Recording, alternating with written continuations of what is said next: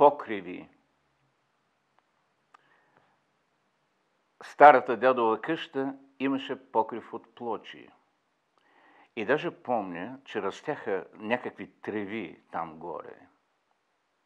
Къде е, питам, старата дядова къща? А те ми отговарят, че се разрушила от само себе си. Виж, казват, от плочите на покрива направихме един оригинален тротуар. Разбира се, че плочите са същите, но дето къщата била се разрушила от само себе си, съвсем не ми се вярва.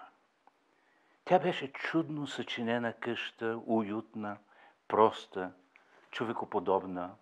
Обаче, както дядовото мироздание, така и тя се страдаше от същия дефект. Ужасно тежък покрив, а основи няма. Така че къщата не се е разрушила, а бавно е потънала в земята. Потънала е чак до покрива. И днес аз по плочите й ходя като котка и от комините димят чимшири. А долу, в дядовската Атлантида, останало е всичко като някога.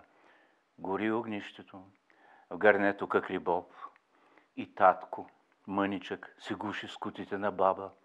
Заспивай скоро, шепне тя, че Караконджола върви по покрива. И татко се услуша ужасен. Да, чува се. Това са моите стъпки. И вярва, и потръпва, и заспива. Аз все още трополя по тротуара. Жестоко трудно е да композираш покриви, така че да ги издържат основите на времето. Надстройката, би казал Маркс, не бива да премазва базата. И ние, пишещите, трябва да измислим нещо много вярно, реалистично, слънчево и жилово. Защото ми се струва, че по покрива ни вече някой ходи. И мълнии като крила над раменете му поникват.